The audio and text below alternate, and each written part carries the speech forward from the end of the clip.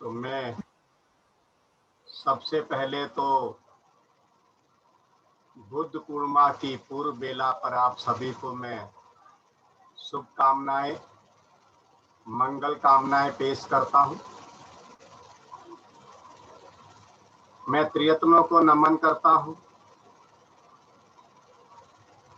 परम पूज्य बोधिसत्व बाबा साहब को स्मृति में रखता हूं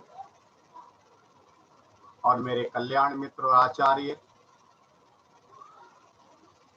जिनकी वजह से आज मेरे गले में केसा है, मैं यहाँ तक पहुंचा हूं, मैं उनको हर सांस पर याद करते हुए नमन करता हूं। ऑनलाइन उपस्थित आज की इस ध्यान संध्या में सभी धम्मचारी, धम्मचारिणी, धम्म बंधु, धम्म भाई बहने, धम्म मित्र, मैं आप सभी का मन की गहराइयों से साधुवाद करता हूं, धन्यवाद करता हूं कि आप इतने लंबे समय से जुड़े हैं। आप सभी को मेरा प्यार भरा जय भी, नमो बुद्धाय। जैसा कि धम्मचारी प्रज्ञा रश्मि जी ने बताया है कि आज का जो विषय है कायानुसति है। भाई और बहनों, ये जो विषय वाकई बहुत गंभीर है। ये विपश्यना साधना का पहला अंग है। आप सभी जानते हैं कि विपश्यना साधना के अंदर 4 अंग होते हैं: कायानुपश्यना, वेदनानुपश्यना, चित्तानुपश्यना और धम्मानुपश्यना। ये उस विपश्यना का पहला अंग है और यहीं से हम ब्रह्म विहार में प्रवेश करते हैं। अगर हमने वाकई कायानुसति को गंभीरता से लिया, भाई और बहनों, काफी लंबे समय से हम ध्यान करते चले आ रहे हैं, इस कायानुसति का अभ्यास कर रहे हैं और हम अपने काया के अंदर क्या है, इसका निर्माण कैसे हुआ, कहाँ से हुआ, इसके बारे में हम जान रहे हैं। तो हमें इसके प्रति और ज्यादा सजग होना चाहिए। कई बार मन में प्रश्न आता है कि इतने लंबे समय बाद में ध्यान करने के बाद में हमारी जागृति क्यों नहीं रहती है। कई बार कमी तो हमारी होती, हम दूसरों पर दोषारोपण करते रहते हैं, हम काया के प्रति जागृत नहीं होते हैं। चश्मा लगा होता हमारे सिर पर और घर में चिल्लाते मेरा चश्मा कहाँ, मेरा चश्मा कहाँ है। इस तरीके से आपके जीवन में, हमारे जीवन में बहुत सारे उदाहरण होंगे। होता क्या है सही में कि हमारा जो ध्यान है वो कायानुसति पर न होकर, काया की भावना न करने पर हमारा मन तो कहीं और ही होता है। और ये सारा का सारा विषय है मन के ऊपर है। अगर मन हमारा विषय पर है तो हम उस चीज का चिंतन कर सकते हैं, उसका अनुभव ले सकते हैं, उसका अभ्यास कर सकते हैं। और हमारा मन ही अगर वहां नहीं है तो सही में कायानुसति का हम अनुभव नहीं ले सकते। हमारा मन, भगवान बुद्ध ने, आप सभी जानते हैं कि जो धम्म पद की पहली ही गाथा है वहां उसे ही शुरुआत की है, इसीलिए की है ताकि आगे का हमारा रास्ता सुगम हो। हमें उसको समझना पड़ेगा। पहली गाथा कहती है, मनोपुगम्मा धम्मा मनोसेठा मनोमया मनसा च पदुत्थेन भासति वा करोति वा ततो न दुख मंदेति चक्कम्बा बहतो पदम। हमारा जो मुखिया है वो मन है। जो कुछ भी है सबसे पहले हमारे मन में ही निर्माण होता है, उसके बाद ही हमारी वाणी या कृति में आता है।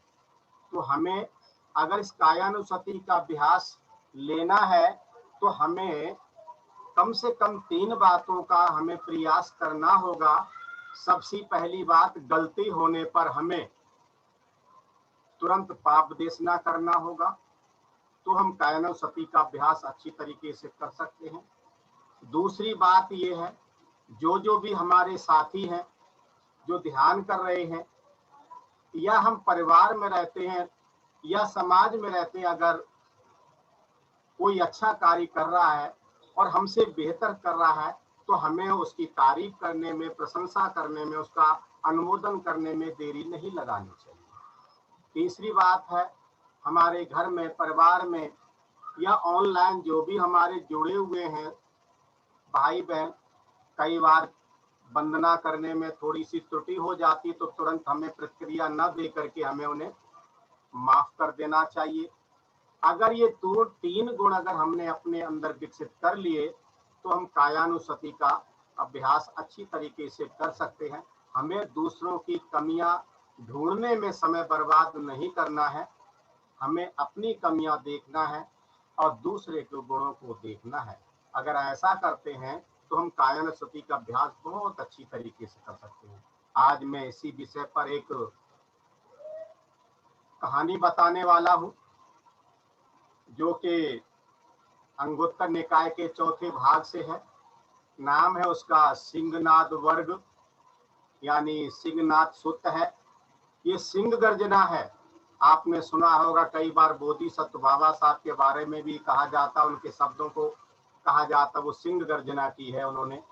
तो आज मैं उसी में से एक छोटी सी कहानी सुनाने जा रहा हूँ।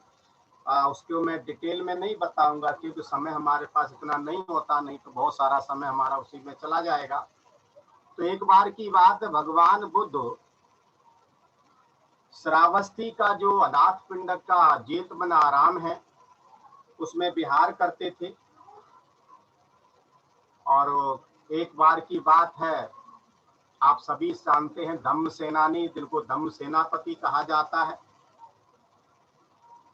सारिपुत्र वहां पहुंचते हैं, भगवान बुद्ध को नमस्कार करते हैं और नमस्कार करने के बाद में एक तरफ बैठ जाते हैं। कुछ समय के बाद में भगवान बुद्ध से वो याचना करते हैं, अपनी रिपोर्टिंग करते हैं। कहते भगवान, मैंने श्रावस्ती में बरसतावास किया है, बनते मैं चाहता हूं कि अब मैं चारिका करूं। आप चारिका का मतलब शाम समझते ही है, नागरत्न जी ने बहुत अच्छी तरीके से बताया, उसके बारे में नहीं बताऊंगा अभी। तो भगवान बुद्ध ने कहा कि सारिपुत्र, जिस काम को तू अच्छा समय समझे वह कर। यानी कि उनको इजाजत मिल गई। तो सारिपुत्र ने भगवान बुद्ध को नमस्कार किया, अपने आसन से उठे, भगवान बुद्ध को प्रदक्षिणा की और वहां से विदा हुए। सारिपुत्र के विदा होने के थोड़े से समय बाद ही जो वहां भिक्षु बैठे हुए थे उनमें से एक भिक्षु ने भगवान बुद्ध से कहा, बनते, ये जो सारिपुत्र है ना, ये जो सारिपुत्र है मेरे शरीर को रगड़कर,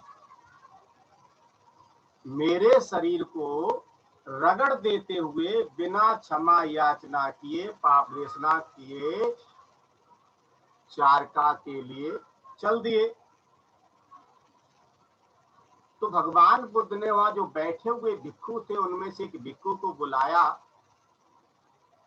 और कहा कि हे भिक्षु, तू मेरा नाम लेकर के जा और जहां सारिपुत्र हैं, आयुष्मान सारिपुत्र हैं, वहां जाकर के उनसे कहे कि आयुष्मान सारिपुत्र, आपको जो है तथागत सम्यक संबुद्ध ने इसी समय बुलाया है। तो उस भिक्षु ने कहा, ठीक है शास्ता। ऐसा कह करके वो जहां आयुष्मान सारिपुत्र थे वहां पहुंचा और उसने जाकर के सारिपुत्र से कहा कि हे सारिपुत्र, तुम्हें शास्ता बुला रहे हैं। तो आयुष्मान सारिपुत्र ने उस भिक्षु को वचन दे दिया, कहा आयुष्मान बहुत अच्छा।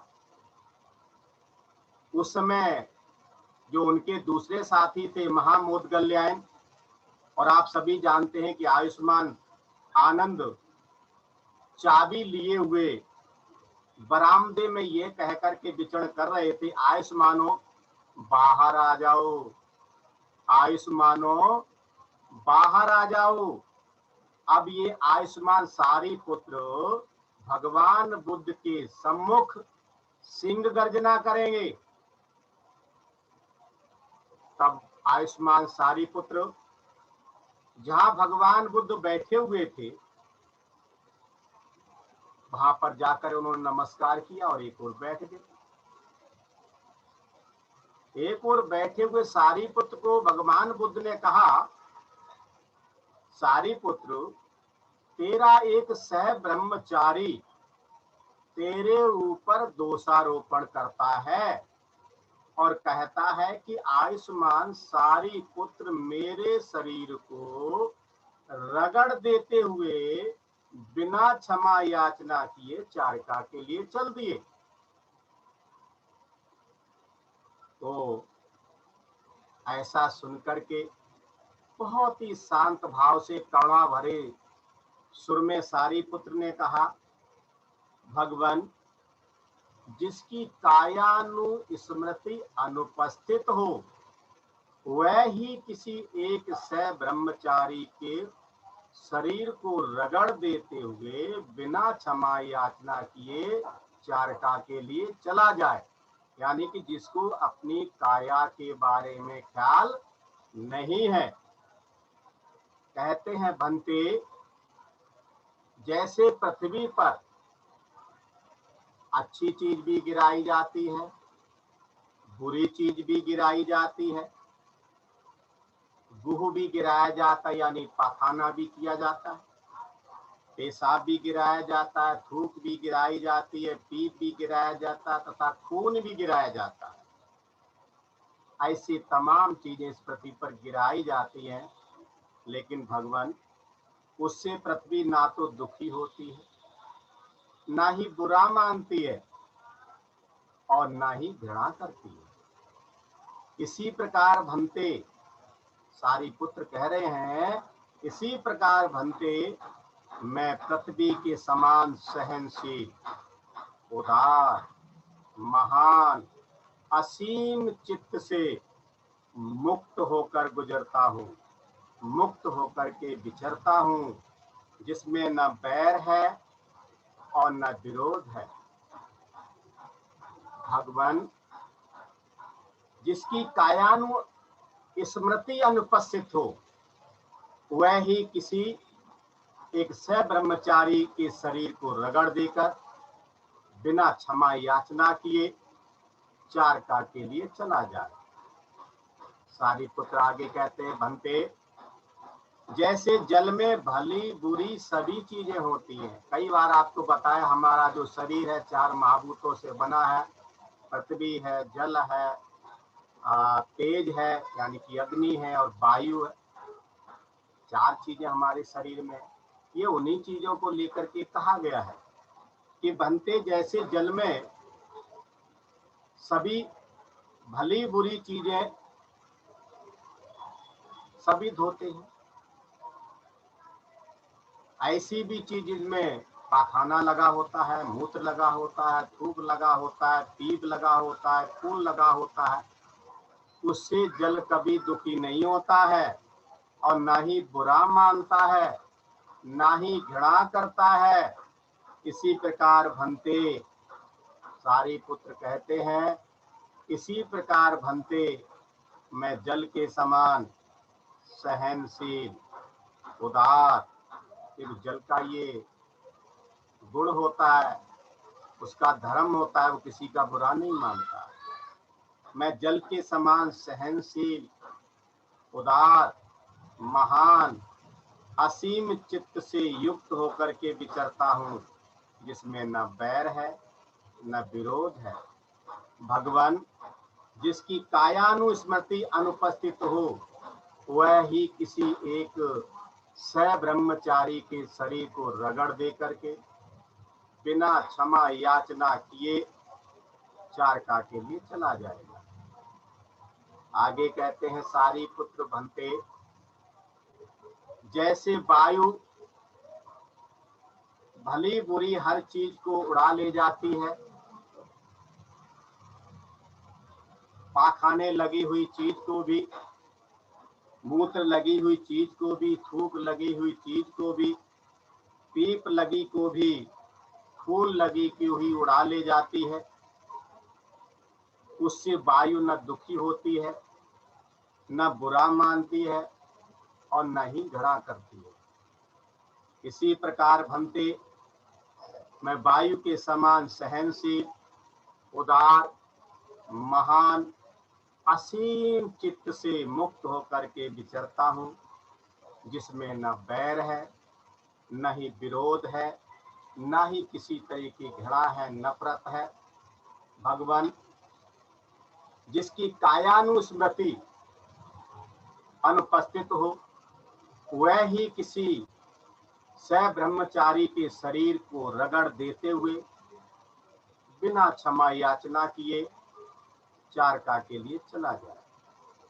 आगे कहते हैं, सारीपुत्र, जैसे चीथड़े, जैसे कपड़ा फटा पुराना होता है, रजोहरण से भला बुरा सब कुछ पोंछा जाता है, पाखाना भी पोंछा जाता है, खून भी पोंछा जाता है, खून उससे भीगा हुआ कपड़ा न कभी दुखी होता है, न बुरा मानता है, न घृणा करता है। इसी प्रकार भंते मैं चीथड़ों के समान हूँ, सहनशील हूँ, उदार हूँ, महान, असीम चित्त से युक्त होकर के विचरण करता हूँ, जिसमें न बैर है, न विरोध है और न ही किसी तरह की घृणा है। भंते जिसकी कायानुस्मृति अनुपस्थित हो, वह ही किसी सब्रह्मचारी के शरीर को रगड़ दे करके बिना क्षमा याचना के चारका के लिए चला जाए।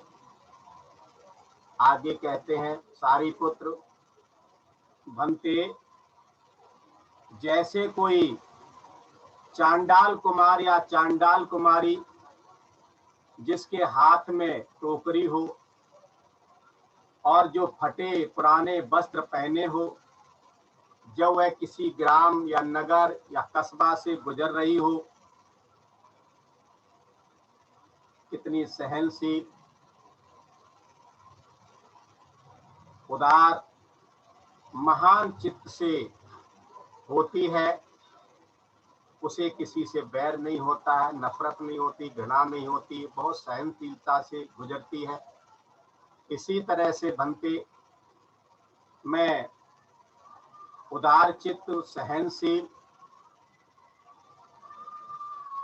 असीम चित्त से मुक्त होकर के मैं विचरता हूँ, जिसमें न बैर है, न विरोध है। भंते भगवान जिसकी कायानुस्मृति अनुपस्थित हो, वह ही किसी सब्रह्मचारी के शरीर को रगड़ देते हुए बिना क्षमा याचना किए हुए ही चारका के लिए चला जाएगा।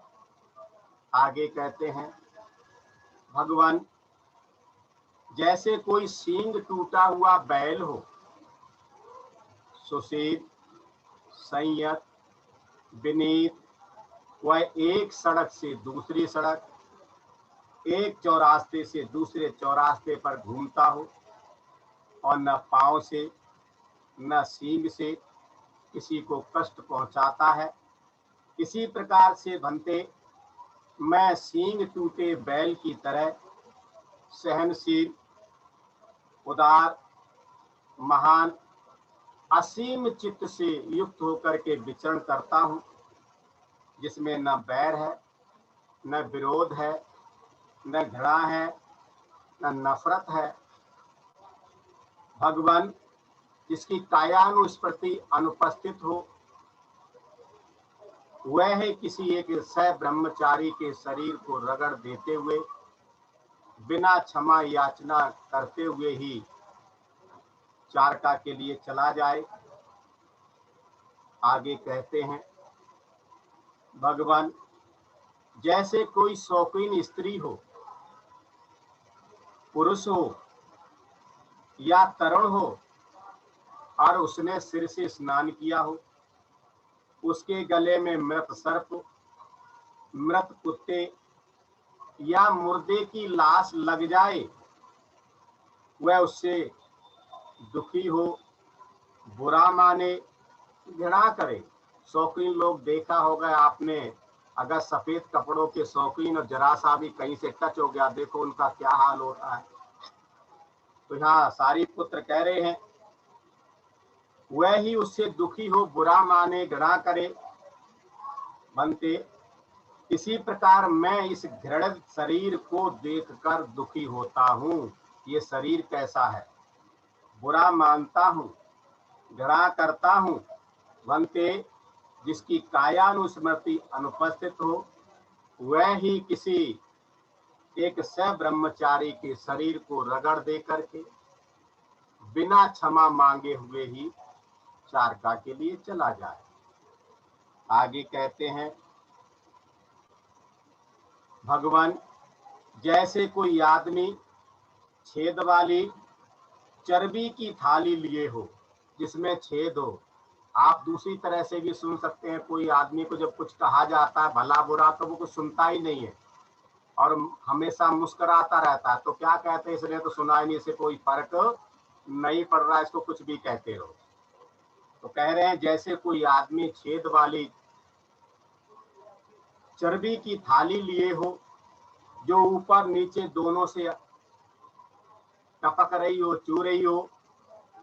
बनते इसी प्रकार मैं अपने इस शरीर को धारण किए हूं जो सच्छिद्र है और जो ऊपर नीचे दोनों ओर से छूता है। बनते जिसकी कायानुस्मृति अनुपस्थित हो, वह ही किसी ब्रह्मचारी के शरीर को रगड़ देते हुए बिना क्षमा याचना किए चारका के लिए चला जाए। तब वह बिच्छू आसन से उठा, चीबर को उसने एक कंधे पर किया, भगवान बुद्ध को सिर से प्रणाम किया और कहने लगा, भगवान यह मेरा अपराध है, यह मेरा बालापन है, यह मेरी मूर्खता है, यह मेरा अकुशल कर्म है जो मैंने आयुष्मान सारी पुत्र पर झूठा आरोप लगाया है। हे तथागत सम्यक संबुद्ध, आप मेरे अपराध को अपराध करके स्वीकार करें।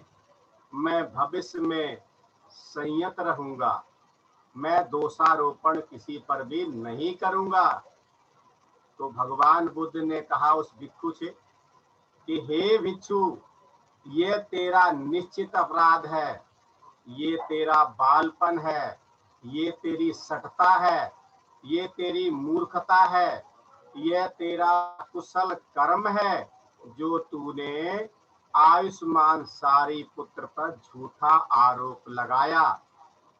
हे भिक्षु, अब जो तू अपने अपराध को अपराध करके स्वीकार करता है और धर्मानुसार प्रायश्चित करता है, हम इसे स्वीकार करते हैं। भिक्षु आर्य विनय यानी कि श्रेष्ठ जीवन, श्रेष्ठ जीवन में यह बुद्धि का ही कारण होता है। आप इसको प्रज्ञा भी समझ सकते हैं। यह जो अपराध को अपराध की तरह स्वीकार करता है, प्रज्ञावान लोग ही अपने अपराध को अपराध के रूप में स्वीकार करते हैं, वरना ज्वारी की तरह अपनी गोटियों को तो छिपाते हैं और दूसरी गोटियों को देखते हैं। जैसे शिकारी अपने आप को तो पेड़ में पत्तों के अंदर छिपाता है और निशाना दूसरी तरफ लगाता है। तो भगवान बुद्ध कहते हैं यह जो अपराध को अपराध की तरह स्वीकार करना तथा धर्मानुसार प्रतिकर्म करना तथा भविष्य में संयत रहना। तब भगवान आयुष्मान ने सारी पुत्र को बुलाया और कहा, सारी पुत्र इस मूर्ख को क्षमा कर दें। अन्यथा यही इसके सिर के 7 टुकड़े हो जा सकते हैं। तो सारिपुत्र ने कहा भगवान बुद्ध से, भंते, मैं उस आयुष्मान को क्षमा करता हूं। यदि आयुष्मान मुझे ये कहे कि आयुष्मान मुझे क्षमा करे, तो हम सभी कायन स्मृति का बहुत लंबे समय से ध्यान कर रहे हैं। तो हमें क्या करना है? दूसरे की गलतियों को क्षमा करना है, अपनी गलतियों को देखना है और हमारे परिवार में, हमारे समाज में या जहां जहां जिनके भी संपर्क में हैं, विशेषकर हमारे धम्म मित्र हैं, धम्म सहायक हैं, धम्मचारी हैं, धम्मचारिणी हैं, अगर कहीं वो हमसे बढ़ कर के अच्छा काम करते हैं, उनका शीलाचरण अच्छा है, तो हमें उनकी प्रशंसा करनी चाहिए, उनका अनुमोदन करना चाहिए। हमें ज्यादा से ज्यादा सकारात्मक होना चाहिए, प्रतिक्रियाओं से बचना चाहिए। आज का जो कायानुसति का जो ध्यान है, इसका यही उद्देश्य है। हमारा समय ज्यादा इजाजत नहीं दे रहा है, तो हम यही मैं रुकना चाहूंगा। आप सभी ने मुझे ध्यान से सुन लिया है। आप सभी का बहुत बहुत साधुवाद, धन्यवाद। जय भीम, नमो बुद्धाय।